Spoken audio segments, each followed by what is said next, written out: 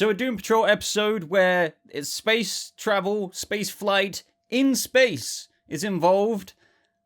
Sign me up.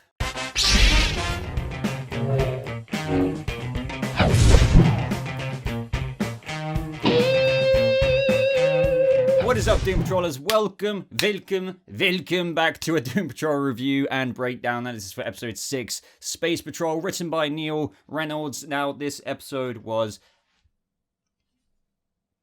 I'm waiting for you all to say it was a good one. Come on. Not really. Space Patrol dealt with the consequences of last episode, which was, of course, the Candlemaker after Dorothy made a wish, blaming Katie and Baby Doll bit the dust, so to speak, and Jane ended up with a whole body of wax. I was not really expecting the pioneers of the Uncharted to be so heavily involved with Larry's storyline, with, of course, Valentina also having her own mastered negative spirit. I bet that guy's just got you thinking what it would be like to see Larry, like, glow like that with his own negative spirit in harmony. A whole bunch of Jane stuff going on in this episode, with the ending of this episode giving us a couple of shocking twists. But before I drag this intro out anymore, guys, go ahead and like this video. If you do only go on to enjoy it, of course, join my Discord server to talk with Doom Patrol, to talk about Doom Patrol with me a little bit more personally, and of course, subscribe, why not, for more videos just like this. So this episode picked up literally right after the end of last episode, with Dorothy sitting there with literally Jane's body all waxed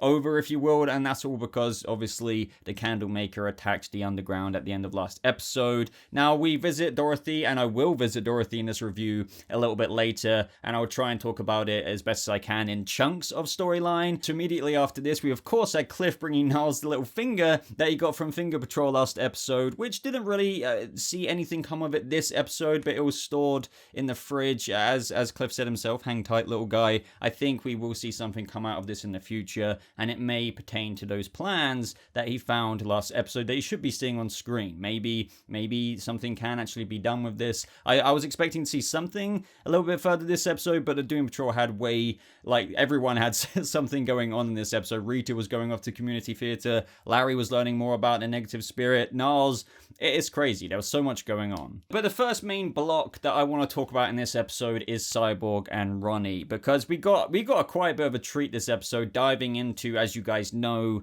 she was a part of a secret government kind of thing where she got, rigged up with a load of cybernetics. She was literally kind of like a female cyborg, if you will. Victor wanted to look inside Ronnie in terms of scanning her, shall we say, because the crap she's dealing with could be because of the tech that they ripped out of her, because as we know, she used to have it, but then they completely ripped all of these cybernetic implants out of her, and she had lots of them, because when Grid came up, you could kind of see what the visual effects guys put in there, and there was a lot of attachments. We're talking about a skeletal support system, a quantum speed input, a motorized rotary cuff kind of thing going on there, a reflective shield, and a 3-phase laser connector. There was so much more than that, and imagine having all of that delicately put in different parts of your body and then zoom.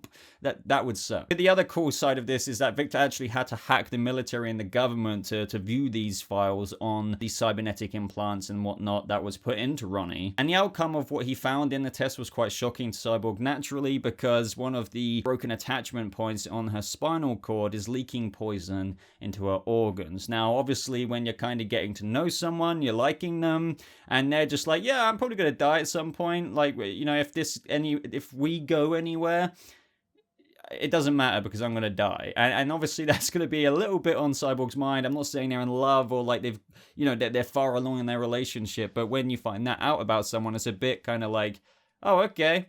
So this is just a little thing. And another thing that came out of this was that the material parts that were put into Ronnie were from Star Labs and Calder Robotics. So Vic then had the idea of calling up his father, who points out, it's a big company, Star Labs, with lots of clients. And after a bit of back and forth with, Victor trying to get his dad to dig into the top secret classified military projects, he kind of twisted it back around on Victor because he found out he had a girlfriend. So he's thinking all of this is for young love and not to take it too seriously, but it did warn Victor that people who are usually involved in this have a kind of a little bit of a shady side to them. But we already kind of know that about Ronnie. She's got a past, and it was even fun seeing Victor explain the season 1 plot of Doom Patrol to Ronnie, which is, if you explain that to anyone, like the Army of Butts and stuff like that, you know, you almost wouldn't believe them. Well, you wouldn't, but in Doom Patrol world, maybe, I don't know. Either way, though, I'm still really enjoying Jovan Wade's and Karen Obolom's just chemistry. I think these two characters and the story that's unfolding for them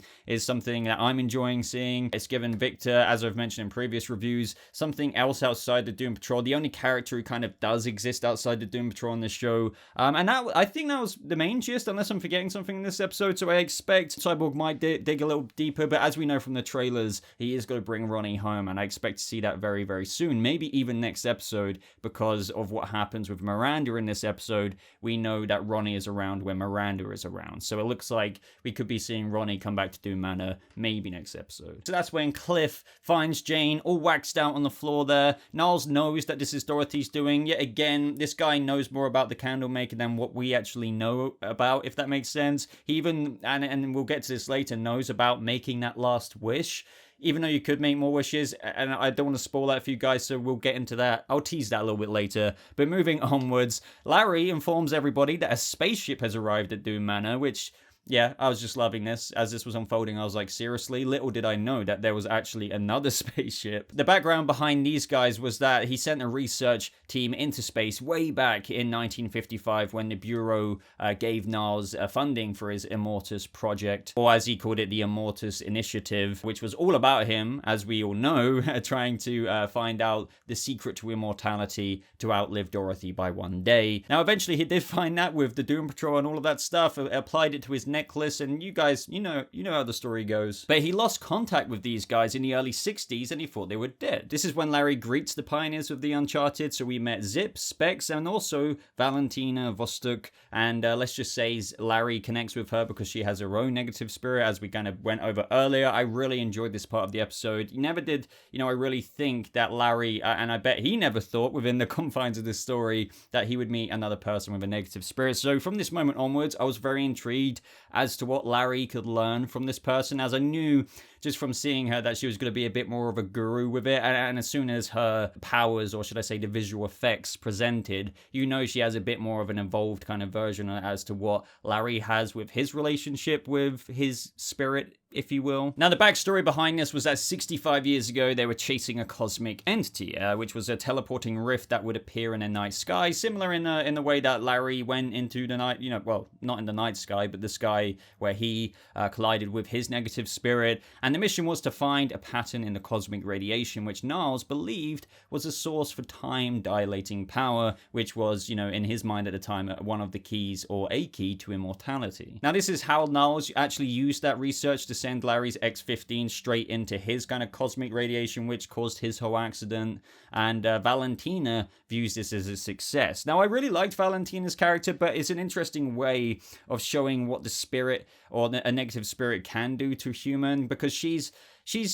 as Larry put it, mastered this kind of Zen mode, but it's almost dropping some of the human values that one of the final lines, I think the final line from Larry in the episode, of which I really enjoyed, is that, well, as long as we're together, we're going to stay human, because families are important. Every human needs a family or something. So that was the important difference between Valentina and Larry. But the good thing is that she wasn't completely disconnected. She's just like almost gone all in with her negative spirit, and she's kind of like pieced out with everything. And because of her journey, or should I say evolution, with her spirit, the really cool thing about this is that she managed to contain her radiation, if you will, because she once upon a time irradiated people just like Larry, but now with her negative spirit, she can keep it all within the skin, which is really cool. Imagine seeing Matt Bomer walking around without the bandages, because obviously he just does the voiceover work, he's not actually under the bandages, but it kind of teases that maybe they could do that one day, which would be really interesting.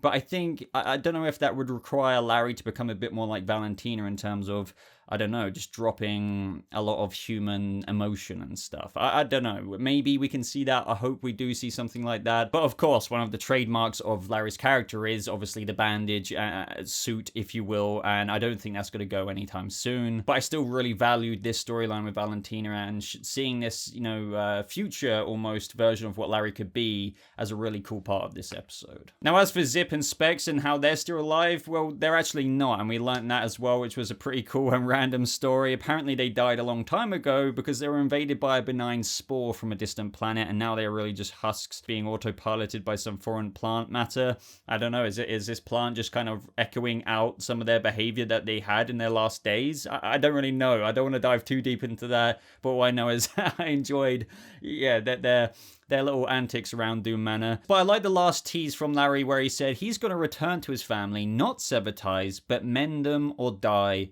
trying. So he's really holding on to the human part, whereas Valentina's like, well, I'm going to go back to my old home, see how much has changed, see how much they forgot about me, but then fly back to space. She's really evolved onwards. That's like the core of the conversation we've been having in this video.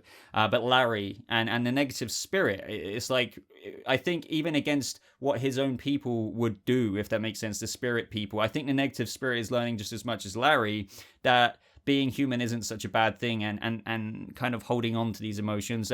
Also, just with what Larry said, I'm very interested. Is he literally, per what he teased, going to go back to his literal son, Paul, who called the Bureau of Normalcy on him? That's going to be pretty wild. And if that's actually what's going to happen, I have no idea how he's going to mend the family. I have no idea how he's going to convince the man who was happy to see him rot back in the ant farm or whatever. Wow, I'm going to have to see where this goes. Now, as for Rita, her storyline continued along, of course, as we saw last episode, the community theater. And I didn't expect the storyline to be about, obviously, what happened in season 1 with their town being swallowed into the hole, and then the donkey, of course. Rita, ironically enough, was sitting next to the lady who was playing the Blob Lady. And the main thing to come out of this is that, especially at that ending scene of Rita, because the whole time she was sitting through this whole play rehearsal, she looked like she was having the worst time ever, but she really got the core out of what this other acting student was trying to draw from the character of the Blob Lady, and that was that her resentment of her mother is keeping her from what she was always meant to do, suck the world into her whole entire body. And let's just say Rita wasn't impressed, and now she's met her new nemesis. But really, if this acting student, if you will, saw this little girl trapped in a woman's body and still desperately looking for the approval of, what did she say, her father or something first? But really, it's her mother. So it's still following the mother storyline for Rita. Just like everyone this season, it's all about family, relationships with their children or parents. So yeah, I'm looking forward to a bit more of a deep dive into Rita, because this episode felt like it was just a little bit breadcrumbs in terms of her story. But I hope we do get that final kind of confrontation with whatever it is that Rita needs to do to kind of move past this whole approval thing with her mother. And also, yet again, I appreciate as a Larry and Rita friendship stan, if you will. I don't know, is that cringy to say? I'm pretty sure it is, but either way, before she even headed off to the community center, they had that little hug, and I think all of us Larry and Rita fans appreciate that. But yeah, back to the whole main story, going into space, Dorothy with Candlemaker stuff. Let's start off with Cliff, even looking for Dorothy. I love how he's looking for her and he's just calling her a little shit. I just love you, Cliff, don't ever change. Now, Dorothy left a note saying that she didn't do it, it was the Candlemaker. Very, very interesting, because I spoke about last episode. Now, this can be debated about. I may try and find out for you guys as well, definitively. But I wouldn't be surprised if Dorothy just said, I want revenge against Baby Doll, and then Candlemaker took it into his own mission to kill her. It might not have explicitly been said. Despite Manny being murdered, Dorothy might not have said, I want you to kill Baby Doll. I don't think that's necessarily the case, because now, especially with her leaving that note saying she didn't do it, well, maybe she just knows through guilt that she made a wish to get her own back on Baby Doll, but Candlemaker interpreted that as killing. So I don't know, what do you guys think about that? But we will love Doom Patrol for being wacky, weird, wonderful, and it turns out that Niles has a freaking second spaceship in the Doom Manor garage, and of course, it is powered by a freaking goat or something, because the fuel is literally an apple. Like, I would love to understand this science, but apparently Niles Calder is kind of technically responsible for inventing space travel, because in the 50s, science still hadn't mastered basic rocketry, but Niles had, but with a little bit of magic. So this is like a combination of science and magic fueling this ship. I would love to know the the meaning behind this goat. And maybe it's I don't know. Being fully transparent here, I haven't read anything in Doom Patrol that pertains to this goat, so maybe one of you guys have in the comments down below, but feel free to enlighten us all. Now, I really appreciate that moment they decided to include in this episode when Niles was kind of acting very frustrated as they were taking off in space. Cliff was in the background, but he was saying, you know, what Dorothy had done, what the hell was she thinking? She's too dangerous to go traipsing around pretending her actions don't have any consequences. And, you know, we all know that Niles is that kind of controlling father. He's a very loving father, but I think he's not used to having Dorothy out in the world at all. And, you know, we've seen him be very, very strict to the point of where it's almost a bit off-putting, but you can't necessarily blame him because he's so petrified about keeping her safe. And as he puts it himself, like, they really emphasized again that because he isolated her, in turn, her terror spawned imaginary creatures. But as she got older, those creatures became more dangerous. And even here, left to her own devices, she could unleash a being so powerful, and he's definitely referring to the Candlemaker here, it would cleave the earth in two, and all it would take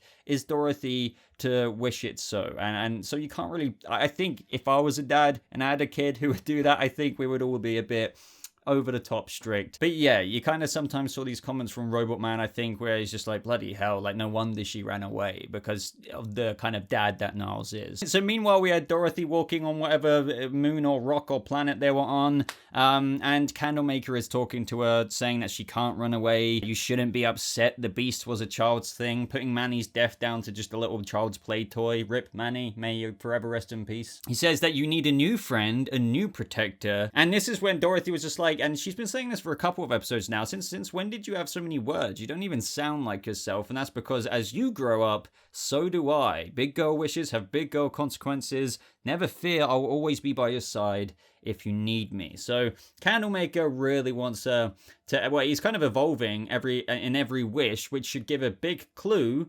To be honest, that's a perfect way to put it. With every wish that she's made, the first one being in the carnival, not the carnival, the freaking circus, way back in, like, whenever that was, 19 something, and now the second wish, baby doll.